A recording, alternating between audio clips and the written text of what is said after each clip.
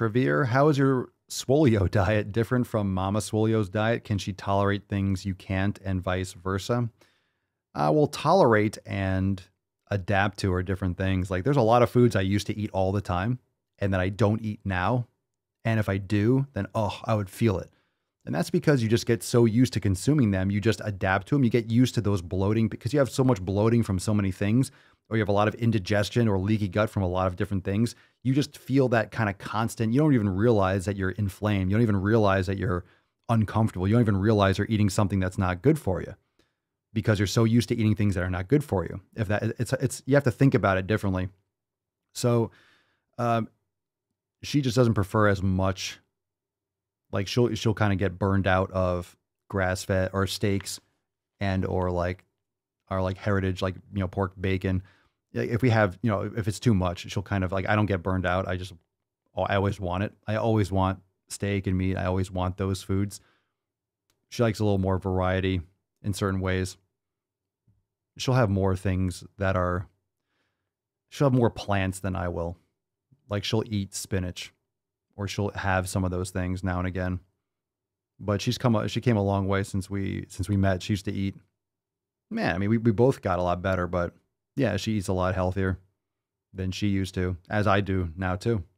I eat better. And it's not really about necessarily eating better. It's just always if you're looking to feel better and to perform better and to have more energy, if you're looking to be healthier, you just make the choices. Again, it's about the long term. If you're making decisions to get healthier, you're going to make the better decisions. If you're making decisions based on a 30 or 40 year window, you make better choices. So I'm making choices based on a long-term window. And I'm not saying it has to be 30 years. Some decisions could be 30 years, but you need to have that idea. You could be thinking 10 years, even 10 years. If you have a longer, time horizon, you're going to make better decisions in all areas of your life, including nutrition. And people are only looking in the moment. What do I want now? Hey, what do you feel like eating? Huh? It's like, I'm going to eat food. I'm going to eat my food. It doesn't mean you can't have a little range of things, but if you're making decisions for the future, 5, 10 years, you're going to make better choices. What do you want to look like? How do you want to feel? Where do you want to be? And then you make the better choice now. You're not like, oh, let me just stuff my face with pizza and McDonald's and shit. That's not helping you. It might seem like one time, but it just destroys your gut and it adds up. And all those little excuses you make every day and little minor ones. Oh, let me eat this piece of gum. And you're sucking down aspartame and sucralose and all these little things on low levels. And you're having it's just one soda. I only have one per day. Then you're adding that and that sugar bomb to your fucking system and high fructose corn syrup. But it's only one soda. But then you have a piece of gum in the car. And imagine that's like nothing.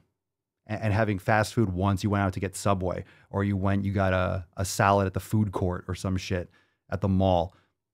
That might not seem like bad, plus like a dinner meal. That's disgusting. Those are disgusting habits in that small quantity. And that's not me being super strict. That's just logical because you're doing that 3, 4, 5, 6 days a week. And if you're doing that, then you're going out drinking one night or you're having drinks at one. Okay, fine. And then you might also be, going and having a cheat meal here, and then you're going and eating that's one day, but that's what people always do. And that adds up and that snowballs huge. And that's what leads people to a lot of, not to mention all the other habits and not exercising, being stressed out, all those other aspects, all the household cleansers and perfumes and sprays,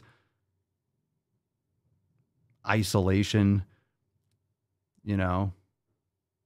there's a lot of psychological shit with our society. People trying to, send, women everyone's trying to break apart the family, and, both parents have to work and bleed their eyes out just to pay for fucking rent, and they can't parent their children, so they don't have children. And then people are growing up depressed because they're not having families. This is fucking snowball after snowball. It's so obvious, but it's pretty fucked up when you just watch people it's like watching people walk the plank. When you see them making poor choices, I feel like I'm watching people just walk the plank. Oh yeah, I'm just going to jump off the cliff there. Bye. It's like, you don't have to. You can come back.